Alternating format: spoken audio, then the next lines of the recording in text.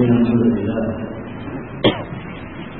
نحمده ونستعينه ونستغفره ونعوذ بالله من شرور انفسنا ومن سيئات اعمالنا من يهده الله فلا مضل له ومن يضلل فلا هادي له وأشهد أن لا إله إلا الله وحده لا شريك له وأشهد أن محمدا عبده ورسوله يا أيها الذين آمنوا اتقوا الله حق تقاته ولا تموتن إلا وأنتم مسلمون يا أيها الناس اتقوا ربكم الذي خلقكم من نفس واحدة وخلق منها زوجها وبث منهما رجالا كثيرا ونساء واتقوا الله الذي تساءلون به والارحام ان الله كان عليكم رقيبا يا ايها الذين امنوا اتقوا الله وقولوا قولا سديدا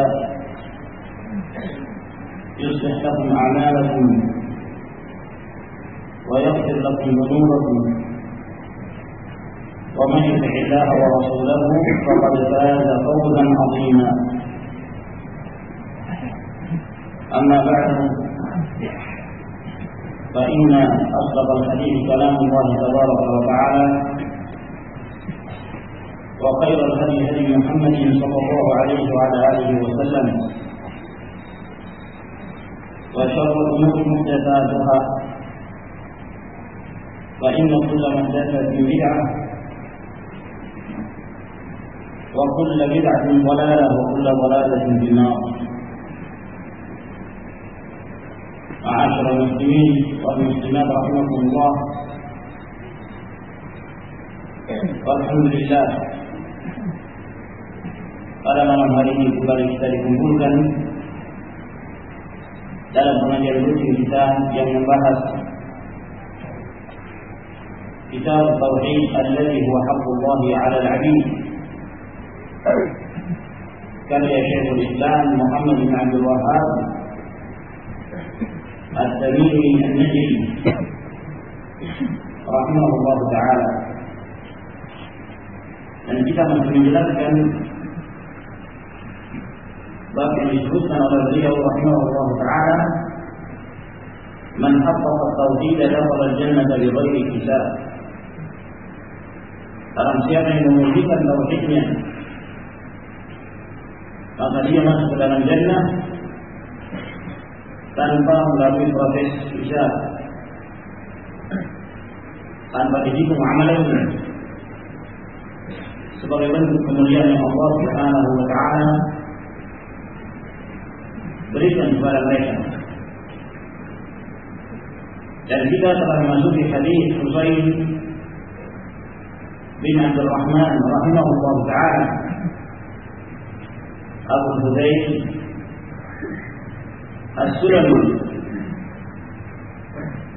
di mana beliau mengatakan kuntu 'inda Sa'id bin Jubair. Suatu ketika aku berada di dekat Sa'id bin Jubair. Faqala, lalu beliau bertanya, ayyukum ra'al kawkab alladhi inqadha al-bariha? Siapakah di antara kalian yang melihat bintang yang semalam jatuh?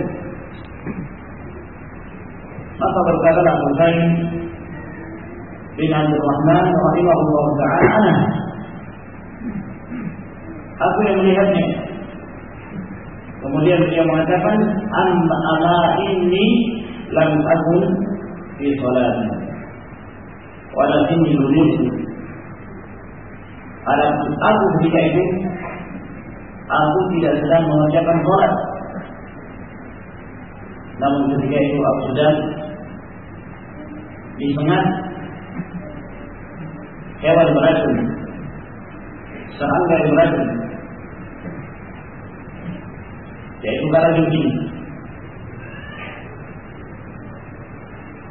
Akhirnya dari kejadian itu mereka pun melanjutkan pembicaraan tentang apa yang dilakukan oleh Husain bin Abdul Rahman rahimahullah taala dan kalau beliau di tengah keadaan ini.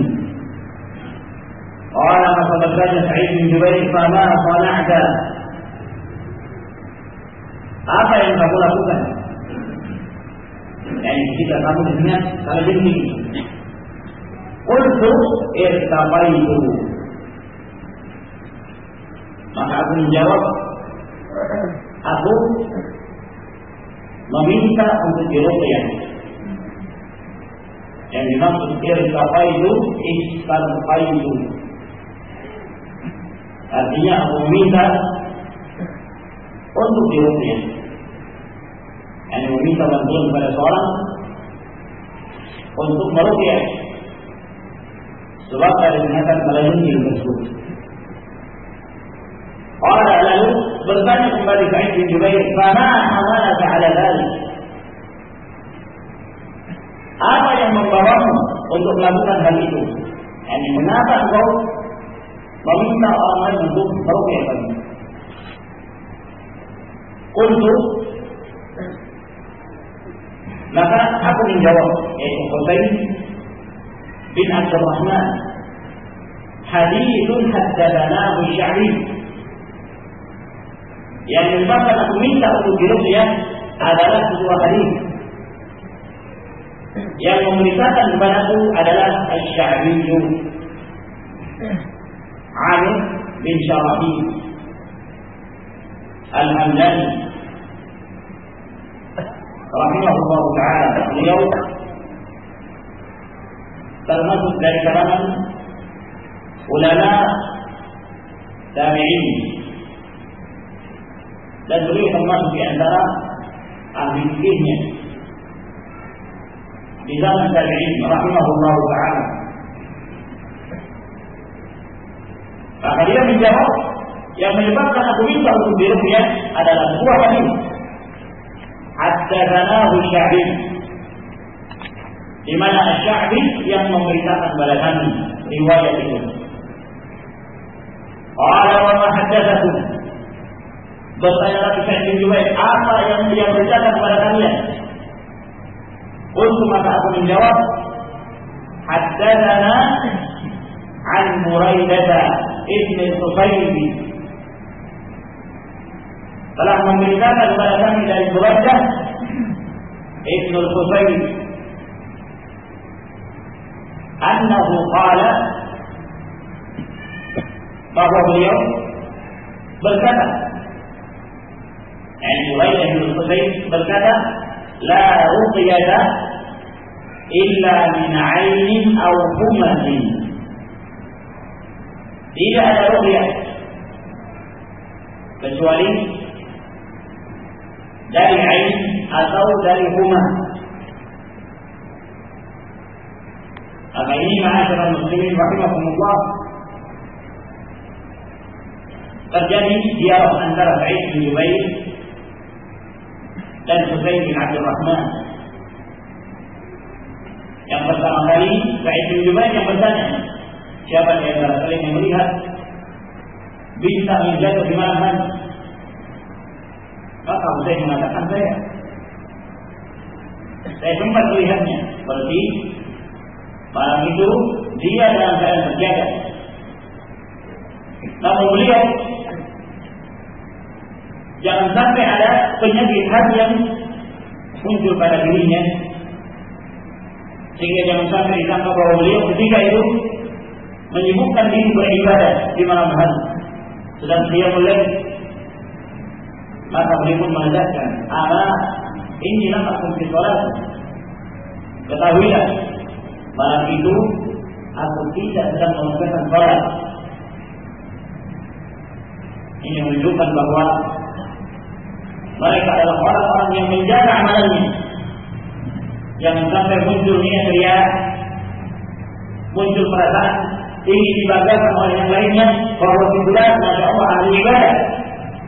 Sampai di malam hari tidak tidur, sampai sempat melihat bintang jatuh. berarti dia sibuk ibadah, padahal tidak demikian. Al-mutasyabbih bima lam yu'ta kala fi thawbayn. Kata Nabi sallallahu alaihi wasallam, orang yang merasa kenyang dengan sesuatu yang dia tidak miliki seperti orang yang memakai dua pakaian kedustaan. Ini adalah perkara yang diharamkan. Menyatakan saya punya padahal dia tidak punya. Menyatakan bahwa saya bisa ini padahal dia tidak bisa. Maka ini merasa memiliki sesuatu yang dia memilikinya. Oleh karena itu inilah yang dikhawatirkan oleh Husain. Maka dia mengatakan ketahui pada malam itu aku tidak ada mengerjakan sholat. Walakinni lu'irtu, akan tetapi pada malam itu aku dalam keadaan dipengat kala dingin dan kena angin berambut. Maka saya juga bertanya, apa yang kamu lakukan? Ini menunjukkan bolehnya seorang bertanya tentang sesuatu yang dengannya kemudian dia memberikan solusi baik secara duniawi atau secara syar'i. Misalnya ada seorang sakit, maka kita bertanya, apa penyebab sakitnya? Boleh. Yang demikian tidak jadi masalah. Nah, ada seorang kena sengatan serangga misalnya. Lalu kemudian kita bertanya, kamu ketika itu di mana? Kok bisa kamu tersengat? Kalau ini apa yang semisalnya? Apa yang kamu lakukan dan yang semisalnya? Mungkin ada faedah yang bisa diambil. Kalau sengaja apa yang kamu lakukan? Kata Husain, irtaqaitu. Aku meminta untuk diruqyah, mencari seorang agar dia meruqyah aku. Lalu kemudian Sa'id bin Jubair pun mempertanyakan hal. Beliau mempertanyakan untuk mengetahui alasannya kenapa dia meminta orang lain untuk diruqyah. Fama hamalaka ala dzalik? Apa yang menyebabkan kamu melakukan hal itu? Dan dari pertanyaan Sa'id bin Jubair ini ada isyarat sebenarnya bahwa beliau memiliki ilmu yang hendak beliau sampaikan.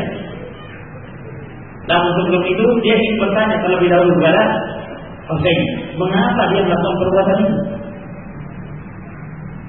Dan ini menunjukkan boleh seseorang bertanya tentang hukum sesuatu. Ketika kita melihat ada seorang melakukan satu perbuatan yang dari situ kita mengetahui bahwa tatkala dia melakukan satu perbuatan itu, apakah dia melakukannya dengan alasan yang syar'i atau tidak? Mungkin misalnya ada seorang dia melakukan satu perbuatan yang bagi kita itu adalah sesuatu yang baru, maka kita boleh bertanya tentang hal itu. Bahkan menanyakan tentang hal tersebut itu lebih utama daripada mengingkarinya secara langsung. Bertanya terlebih dahulu. Ada seorang misalnya tatkala dia salat, begitu bangkit dari rukuk dia bersedekah. Bangkit dari rukuk, yang kita lihat keumuman kaum muslimin di negeri ini ketika mereka sholat pada saat dan mereka melepaskannya, tidak bersedekah pada saat bangkit dari rukuk. Maka kita bertanya, apa alasannya melakukan perbuatan itu? Hal ini boleh. Atau seorang muslim melakukan satu perbuatan yang lainnya, lalu kita bertanya, apa alasannya kamu melakukan perbuatan itu? Dan terkadang pertanyaan ini sebagaimana kita sebutkan itu lebih penting daripada mengingkari secara langsung sesuatu yang kita menyangka itu adalah pengingkaran ternyata kita yang keliru. Oleh karena itu diriwayatkan tatkala ada seseorang dari kalangan para sahabat dia memakai ikatan tali yang diikat di tangannya, di pergelangan tangannya. Lalu kemudian Rasulullah SAW bertanya kepadanya, apa yang kamu lakukan? Dalam riwayat yang lain gelang yang terbuat dari tembaga. Maka Rasulullah SAW mempertanyakan, "Mahada? Untuk apa ini?" Kata dia, "Tidak luarnya. Ini adalah untuk menghilangkan kelemahan, untuk menolak kelemahan, agar kemudian dia bisa menjadi kuat atau yang demikiannya, terhindar dari penyakit dan seterusnya." Setelah mengetahui bahwa ternyata dia memakainya bukan dengan cara yang syar'i, setelah itu Rasulullah SAW mengingkari, "Inziha fa inna la tazidu fa illa wahana." Lepaskan itu, karena itu tidak akan menambah kamu kecuali semakin lemah. Kamu akan semakin lemah. Dan apabila kamu mati dalam keadaan seperti itu, ma aflahta abadan, kamu tidak akan mendapatkan keberuntungan selama-lamanya. Maka mempertanyakan sesuatu itu penting. Jangan langsung mengingkari. Ada seorang melakukan sesuatu amalan tertentu yang bagi kita ini adalah sesuatu yang asing. Ya, maka pertanyakan terlebih dahulu, kamu kenapa melakukan amalan ini? Kalau dia menjelaskan secara syar'i, alhamdulillah.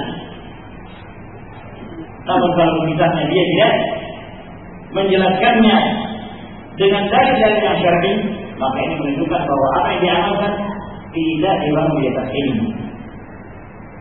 Tatkala Husain bin Abdurrahman meminta untuk diruqyah, maka Sa'id bin Jubair bertanya, apa yang membuat kamu melakukan hal ini? Kata Husain, hadis. Satu hadis di mana Asy-Sya'bi memberitakan kami. Riwayat. Subhanallah. Ini keutamaan para ulama salaf. Mereka selalu mengikat amalan-amalan mereka dengan dalil. Mereka selalu mengamalkan dalil. Termasuk apa yang dilakukan oleh Husain bin Abdurrahman. Kenapa beliau melakukan itu? Dari hadis. Dan ini penting, ma'asyiral muslimin rahimakumullah, membiasakan diri untuk menjawab sesuatu dengan dalil.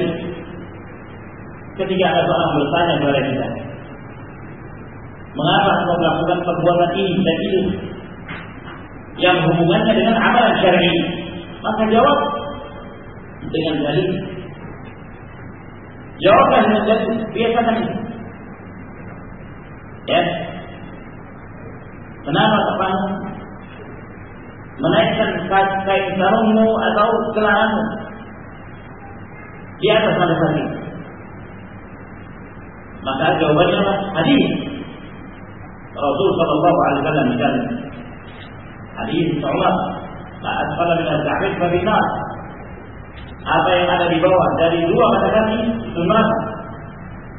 Ancaman neraka, kata Nabi sallallahu alaihi wa ala alihi wasallam. Nah,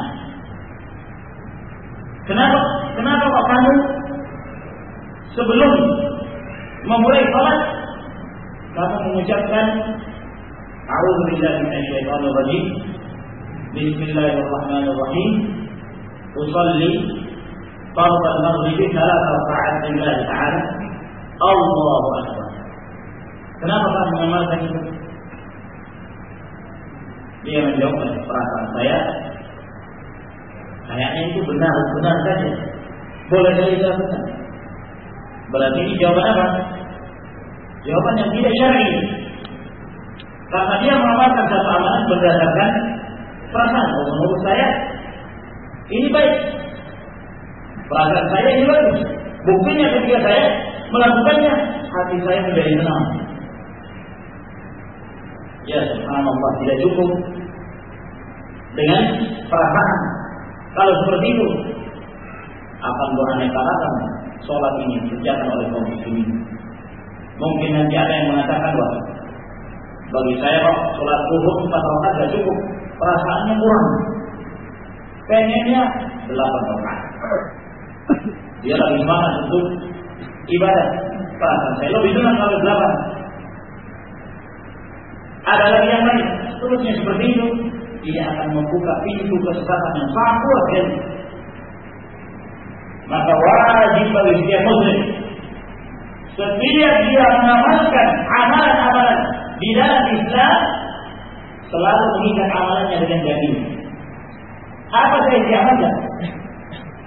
Sampai kata para ulama salaf, ini istata'ta an tahudda ra'saka illa bi ajri al-qur'an. Kalau kamu mampu untuk tidak menjauh kepalamu kecuali dengan dalil, lakukan. Kenapa kamu menjauh kepalamu? Kalau kamu mampu menyebutkan dalil, lakukan itu. Saking pentingnya bersama setiap amalan selalu dibarengi dengan dalil. Kok kamu ketika berwudu dibasuh sekali saja? Jawabannya apa? Hadis. Loh, kok kemarin basuhnya 2 kali? Jawabannya apa? Hadis. Kok kamu basuh 3 kali? Jawabannya hadis. Dan begitu seterusnya. Jadi kita membiasakan dari setiap apa yang kita amalkan selalu bersama dengan dalil. Kenapa kok pakai kopiah kalau sholat? Jawabannya apa? Kenapa kok kopiah kalau sholat? Bagian dalil. Dalilnya apa? Dengan dalil. Khudul zinatakum inda kulli masjid. Ambillah perhiasan kalian setiap kali mengerjakan salat. Nah, kata Abdullah bin Umar, "Inna Allaha ahaqqu an yutazayyana lahu." Sesungguhnya Allah Subhanahu wa taala lebih berhak seorang berhias untuknya. Dengan dalil, dan begitulah seterusnya. Biasakan pada saat kita berjalan, pada saat kita bergerak, selalu berjalan bersama dengan dalil. Oleh karena itu, kenapa Imam Ahmad rahimahullah taala mengatakan al-ilmu yahtaju ilaihi an-nas akthar min at-ta'am wa syarab. Ilmu itu lebih dibutuhkan oleh manusia daripada makan dan minum. لأن الناس يحتاجون إلى الأكل إلى الطعام والشراب في كل يوم مرة أو مرتين. Sebab manusia mereka butuh makan dan minum dalam sehari 2 kali. 3 kali itu sudah terlalu banyak. Wa amma al-'ilm fa yuhtaju ilayhi bi'adad al-anfar. Adapun ilmu dibutuhkan oleh manusia dengan detakan nafas. Setiap saat kita membutuhkan ilmu. Pada saat kita bergerak butuh ilmu. Kita berjalan keluar masjid ini butuhkan ilmu. Dan kalau kita keluar masjid, kaki apa yang harus kita dahulukan? Ketika kita masuk masjid, sepatutnya kaki yang mana harus kita dahulukan? Apa yang kita baca? Dan kalau kita bertemu dengan soal, apa yang harus kita lakukan? Dan begitu seterusnya. Subhanallah, setiap saat kita membutuhkan ilmu itu. Semakin banyak kita mengetahui ilmu dari kitab Allah dan sunnah Nabi sallallahu alaihi wasallam, maka akan semakin terkontrol amalan-amalan kita. Sehingga dengan kita mengetahui mana yang hak dan mana yang batil. Kata Ali bin Abi Thalib, al-ilmu khairun min al-mal. فإن المال تحرسه والعلم يحرسك. Ilmu itu lebih baik daripada harta. Kalau harta kamu yang menjaga, pusing memikirkannya. Apalagi kalau orang sudah punya harta yang melimpah, dia pusing mau ditaruh di mana ini. Ya. Dan setelah itu pusingnya mau diarahkan kemana? Bingung. Saking banyaknya hartanya. Dia berusaha menjaga hartanya agar dia hilang. Akan tetapi ilmu itu yang menjaga kamu. Ketika kamu akan keliru, ilmu yang menasihati, menegur, ini salah. Sehingga dia tidak melakukan perbuatan tersebut. Ini ma'asyarul muslimin rahimahumullah. Kata Husain, yang menyebabkan aku membacakan amalan itu adalah hadis Asy-Sya'bi memberitakan saya. Kata Sa'id bin Jubair, apa yang dia beritakan pada kalian? Kata Husain, haddatsana an Buraidah. Asy-Sya'bi memberitakan pada kami dari Buraidah ibn al-Husayn. Dan Buraidah bin Husayn al-Harithi al-Aslami termasuk dari sahabat yang masyhur dari sahabat Rasulullah sallallahu alaihi wa alihi wasallam. Bahwa Buraidah mengatakan la ruqyata illa min 'ainin aw humatin. Tidak ada ruqyah kecuali dari ain atau huma. Yang zahir di sini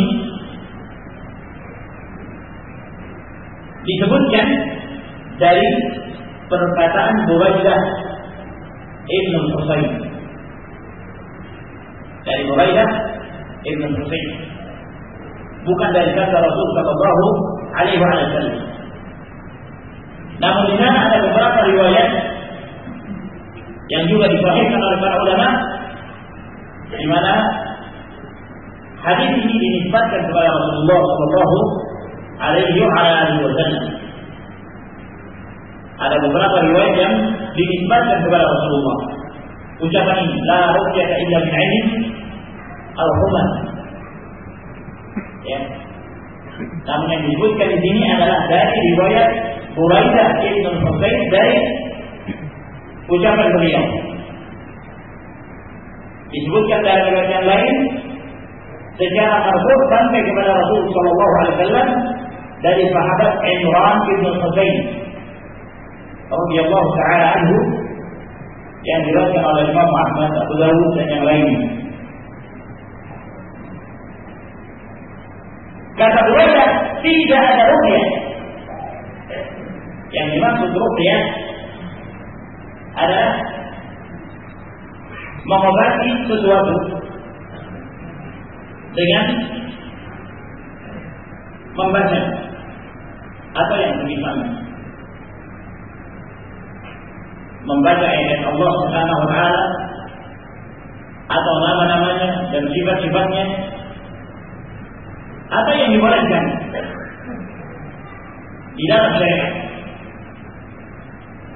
Dan ruqyah terbagi menjadi dua, ada ruqyah yang diperbolehkan, ada pula ruqyah yang dilarang. Rasul sallallahu alaihi wasallam mengatakan kepada para sahabat, "Yaitu alayya ruqakum fa innahu la ba'sa bir ruqa ma lam takun syirkan." Hadis yang diriwayatkan oleh Imam Muslim. Kata Nabi sallallahu alaihi wasallam, "Perlihatkan kepadaku cara kalian meruqyah. Tidak mengapa ruqyah itu dilakukan selama tidak mengandung kesyirikan." Nanti akan ada pembahasan tersendiri tentang masalah ruqyah. Syarat-syarat ruqyah, tata cara ruqyah, mana ruqyah syar'i dan mana pula ruqyah yang tidak disyariatkan. Walhasil di sini disebutkan bahwa tidak ada ruqyah kecuali dari ain atau huma. Yang dimaksud ain adalah seseorang melemparkan dengan penyakit hasad yang dia miliki sehingga menyebabkan pengaruh kepada yang lain. Disebut ain disebabkan karena pengaruh itu datang dari mana? Datang dari mata seseorang. Ketika dia memandang orang lain dengan pandangan hasad, biasanya ain ini muncul disebabkan karena hasad. yang ada pada diri orang itu. Ini keumuman yang terjadi.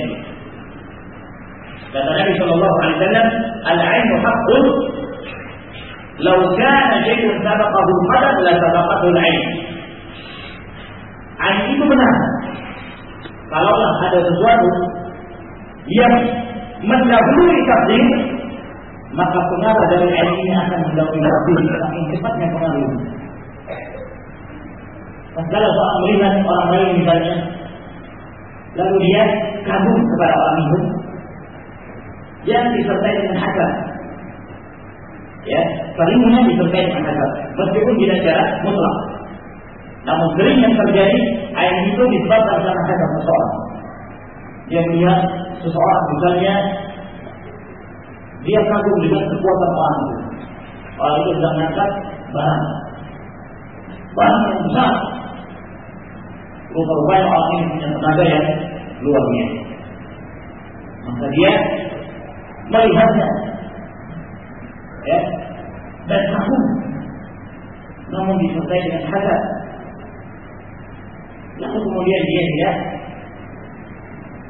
memberikan berkah, mendoakan berkah kepada orang tersebut. Misalnya dia mengatakan, wah, kuat betul ini. Atau dia bilang, wah, hebat betul orang, kuatnya luar biasa. Nah, yang disertai dengan hasad, subhanallah, itu bisa memberikan pengaruh. Pengaruh itu mungkin menyebabkan orang itu tiba-tiba tenaganya hilang, kemudian jatuh, menjadi lemah. Nah, sebagaimana menimpa salah seorang sahabat dahulu. Sahabat ini sedang mandi sambil terlihat bagian kulitnya. Jadi dia buka pakaiannya, terlihat kulit bagian atas. Kalau orang ini sempat melihat sahabat yang mati tersebut, dan dia melihat keindahan kulit dari orang itu, dari sahabat itu. Alhasil dia memujinya, menyebabkan sahabat ini pada saat itu juga terjatuh dan pingsan. Maka ini ain ma'asyarul muslimin rahimahullah. Dan ain itu hak. Mungkin kita jarang memperhatikan hal ini, ya. Tapi sesungguhnya terjadi di tengah-tengah kita. Cuma yang namanya mungkin seorang tidak mengerti apa yang menyebabkan si fulan sakit, apa yang menyebabkan si fulan berubah. Itu disebabkan karena ain dalam keadaan dia tidak merasa. Melihat seorang anak kecil misalnya, lalu dia tertarik sekali dengan anak kecil itu. Nah, tarik dengan ketampanannya atau lucunya dia. Nah, lalu dia mengucapkan sesuatu yang menyebabkan anak itu terkena ain dengan sebab dia, tanpa dia merasa. Subhanallah. Oleh karena itu Rasulullah SAW menganjurkan apabila melihat sesuatu yang menakjubkan agar mendoakan berkah. Misalnya mengatakan kepada sesuatu itu atau kepada orang tersebut, barakallahu fiik atau barakallahu alaihi, mendoakan berkah. Kata Nabi sallallahu alaihi wasallam, "Hal baraka alaihi?" Kenapa engkau tidak mendoakan berkah kepada ketika engkau melihat sesuatu yang menakjubkan dari seseorang? Doakan berkah. Ya, melihat seorang anak, doakan. A'udzu bikalimatillahi tammah min kulli syaitanin wa hamah wa min kulli ainin lamah. Doakan agar kemudian dia terhindar dari ain. Ini ma'asyarul muslimin rahimahullah. Adapun di negeri Arab ini sering sekali mereka rasakan, ya. Mereka berjumpa ini yang menyebabkan ain. Oleh sebab itu mereka sangat takut dengan hal-hal yang seperti ini. Mungkin ada seorang dia kagum kepadanya, maka menyebabkan orang itu lari, subhanallah. Dan bahkan ain tersebut bisa berpengaruh ke benda-benda baik. yang pernah ke Arab Saudi melihat apa itu mobil-mobil, itu banyak sekali yang tertulis di mobilnya apa? Masya Allah, tabarakallah. Ya, coba kalau perhatikan itu banyak sekali tertulis di belakang mobilnya Masya Allah, tabarakallah. Apa tujuannya? Agar orang membaca itu, agar orang ketika melihat mobilnya, apalagi kalau mobil-mobil yang baru keluar, baru dibeli, ya, dia baca Masya Allah, tabarakallah. Jadi dia merasakan berkah. Sebagian mobil karena saking takutnya mereka dengan aib, takut dengan pujian yang disertai dengan hasad, itu mobil yang baru keluar sudah dipotong, dilumuri kotoran, ya, lumpuh di bagian depan mobilnya ini. Makanya jangan heran kalau kemudian karena kita melihat ada mobil baru sekali, dilihat dari platnya menunjukkan bahwa ini baru keluar, tapi kok depannya kotor luar biasa, lumpuh, ya. Dan lumpurnya itu rapi gitu, ya, rapi. Bukan sesuatu yang misalnya baru datang dari tempat yang kotor kemudian ada percikan, tidak. Bagian yang lain bersih, tapi di luarnya kuning, disebabkan karena lumpur. Ini apa? Takutnya mereka dari ini. Ya. Saya tidak menganjurkan antum yang punya mobil untuk mengotori mobilnya. Nah, ya, cuma maksud saya bahwa begitulah mereka. Saking takutnya mereka dari ini. Ini masyaallah. Kejadian pernah di Ma'had, dia ada salah seorang ikhwan, dia baru beli mesin cuci baru, keluar baru. Nah, akhirnya mereka ikhwan ini dibantu sama yang lain dibawa ke rumahnya. Nah, sampai ke rumahnya, ya, begitu dicoba, tidak bisa nyala. Padahal ketika di tokonya itu sudah dicoba terus normal. Ketika sampai ke rumahnya tidak bisa. Bingung mereka.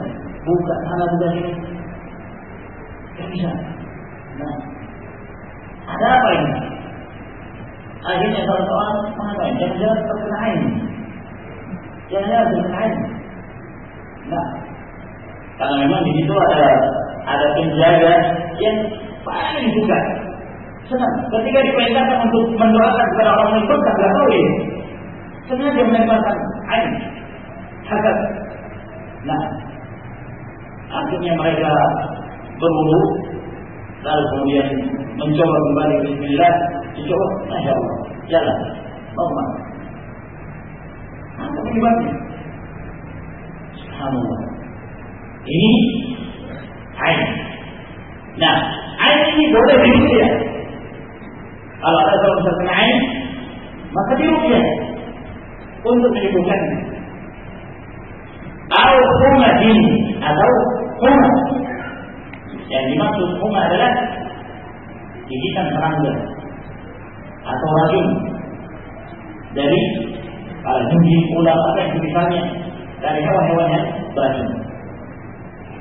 Kata Hurairah, tidak ada ruqyah kecuali dari ain dan humah. Apa maksudnya?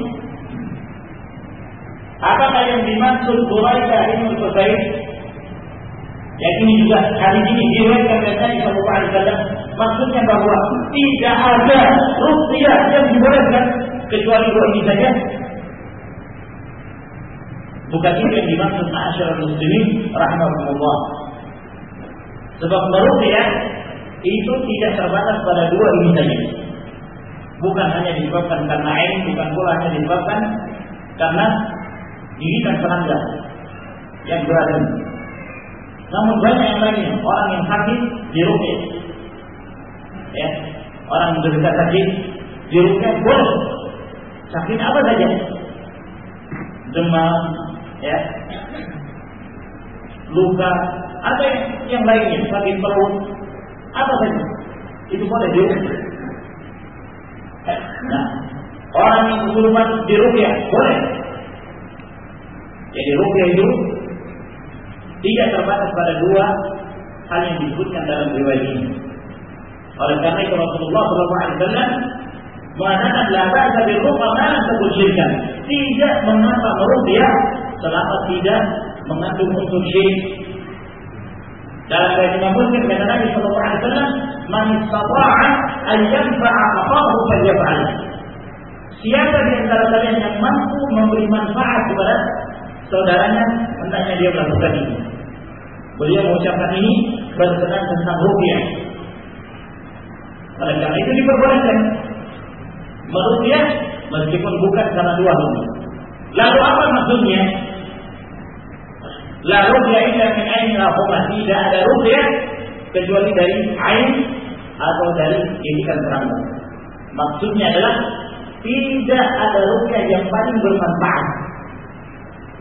La ruqyah anfa.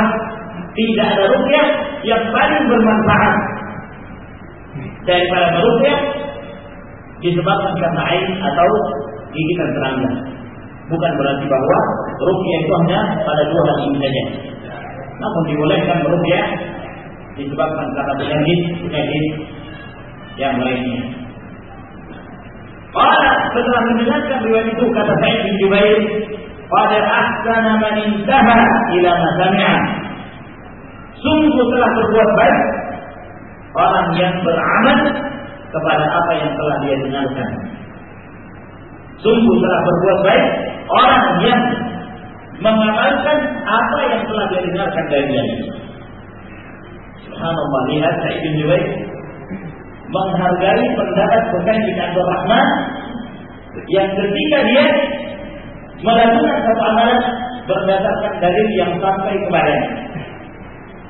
Dan ini ada ma'asyiral muslimin rahimahumullah dalam menyikapi perselisihan yang terjadi di tengah-tengah kaum muslimin.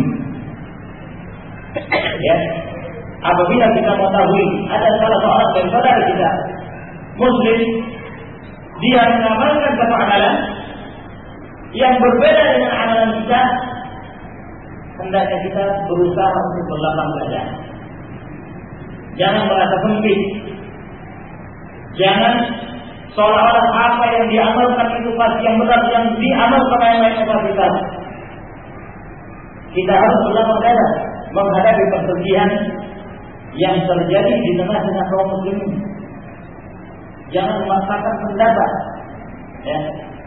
Dan mengatakan kamu harus mengikuti pendapat yang kamu lakukan itu bid'ah, itu batil, itu dan seterusnya. Setiap terjadi perselisihan demikian sikapnya. Ini bukan sikap seorang yang arif, seorang yang bijak dalam menghadapi masalah-masalah khilafiyah, masalah-masalah ijtihadiyah. Kita harus berlapang dada. Ada seorang bangkit dari rukuk, dia bersedekah. Kenapa kok kamu bersedekah? Oh iya, karena berdasarkan dari demikian. Alhamdulillah.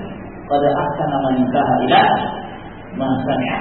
Setelah berbuat baik orang yang mengamalkan sesuatu yang telah sampai kepadanya dari itu. Ya. Kita tidak beramal demikian berdasarkan dari yang sampai pada kita. Alhamdulillah. Kenapa kok kamu kalau tasyahud jari itu kamu gerak-gerakan? Kenapa kamu gerakkan jari? Terujung. Jadi tasyahud. Oh iya, berdasarkan riwayat ini, hadis ini. Zaid bin Qudar yang meriwayatkan dari Asim bin Qudar dari ayatnya dari Wahid bin Qudar yang menjelaskan sifat salat Nabi sallallahu alaihi wasallam. Alhamdulillah, pada ahsana man intaha ila ma sami'a. Telah berbuat baik orang yang mengamalkan apa yang telah sampai kepadanya. Dari telah berbuat baik. Adapun bagi saya mengamalkan ini karena apa yang demikian dan demikian. Dan begitulah kita menyikapi sekian banyak permasalahan khilafiyah. Kita menggunakan seorang tatkala dia menjadi imam, dia menerapkan bacaan basmalah. Bismillahirrahmanirrahim. Alhamdulillahirabbil alamin. Kalau kita bertanya kenapa kamu mengamalkan ini? Kok baca berharap? Oh iya, saya melakukan itu berdasarkan riwayat ini dan itu. Hadis Abu Hurairah, riwayat Imam Bukhari ketika Abu Hurairah mencontohkan kepada kaum muslimin tata cara salatnya Rasulullah SAW, beliau membaca basmalah dan ikhlaskan. Alhamdulillah pada ahsana wa intaha ila ma sami'a. Dia telah berbuat baik, beramal berdasarkan apa yang telah sampai kepada dari. Meskipun kita menyelisih lapang dada menghadapi perselisihan. Selama perselisihan itu termasuk dalam koridor perselisihan yang dibolehkan, ya, yang disebut sebagai masail ijtihadiyah, permasalahan ijtihad. Yang ini berpendapat demikian, yang satunya berpendapat yang lain. Yang ini berpendapat bahwa qunut subuh itu tidak disyariatkan, yang satunya berpendapat bahwa qunut subuh itu disyariatkan berdasarkan dalil. Misalnya, alhamdulillah pada ahsana mintaha ila ma sami'a. Telah berbuat baik orang yang beramal sesuai dengan apa yang telah dia yang sampai kepadanya dari. Ini dalam masalah ijtihadiyah. Adapun kalau sampai kepada masalah prinsip, lain lagi permasalahannya. Ikhtilaf qawaid, perselisihan yang saling kontradiksi. Yang ini mengatakan para sahabat radhiyallahu anhum, yang pernah mengatakan setelah meninggalnya Rasulullah, sahabat semuanya kafir murtad. Setelah meninggalnya Rasulullah SAW, apa kita berlapang dada? Oh, tidak boleh, itu prinsip. Sesat kalian yang mengkafirkan para sahabat. Sesat kalian mengatakan Al-Quran itu kurang. Sesat kalian yang membangun agamanya di atas prinsip taqiyah. Sesat kalian ketika bolehkan nikah mut'ah dan yang semisal. Ya, seorang penyair mengatakan, "Laisa kullu khilafin jaa'a mu'tabara illa khilafun lahu haqqun minan nazar." Tidak semua perselisihan boleh ditolerir kecuali perselisihan yang memang punya sisi pandang dalil. Ambil sisi pandang dalil. Ketika terjadi khilaf kita berlapang dada. Namun ingat, bukan berarti pada saat terjadi khilaf kemudian tidak ada pembahasan ilmiah. Penting pembahasan ilmiah. Pembahasan ilmiah melihat mana yang rajih, mana yang lebih mendekati kebenaran. Ini adalah amalan yang para ulama ustaz. Maka tetap seorang berusaha mencari di antara masalah-masalah yang diperselisihkan mana yang paling rajih dan mana yang paling kuat. Itu yang wajib yang diamalkan oleh setiap muslim. Oleh karena itu, ketika Sa'id bin Jubair mengatakan sungguh telah berbuat baik orang yang beramal apa yang telah sampai kepadanya dari dalil. Namun setelah itu Sa'id mengatakan walau akan tetapi. Jadi beliau ingin menyebutkan bahwa pendapat yang menjadi pegangan saya ini lebih kuat. Ini dalilnya. Walakin haddatsana Ibnu Abbas radhiyallahu anhu. Akan tetapi telah memberitakan kepada kami Ibnu Abbas radhiyallahu anhu. Sebab Sa'id bin Jubair ini termasuk murid terdekatnya Abdullah bin Abbas radhiyallahu taala anhu. An Nabi sallallahu alaihi wa alihi wasallam annahu qala. Dari Nabi sallallahu alaihi wasallam bahwa beliau bersabda, "Uridat 'alayya al-umam." Kata Nabi sallallahu alaihi wasallam, diperlihatkan kepadaku umat-umat. Dalam riwayat yang lain dikeluarkan oleh Tirmidzi rahimahullah disebutkan bahwa ucapan Nabi sallallahu alaihi wasallam ini beliau menjelaskan tentang kejadian Isra dan Mi'raj. Waktu itu Nabi sallallahu alaihi wasallam diperlihatkan pada malam Isra dan Mi'raj umat-umat terdahulu dari para pengikut Nabi dan Rasul yang diutus Allah Subhanahu wa taala. Maka Rasul mengatakan, "Fara'aitun nabiyya wa ma'ahu rahtu." Aku melihat ada seorang nabi Bersamanya, yakni para pengikutnya, jumlahnya ar-rahtu. Ar-rahtu itu terselisih para ulama. Ada yang mengatakan ar-rahtu sampai bilangan 40. Ada yang mengatakan ar-rahtu antara 3 dan 10.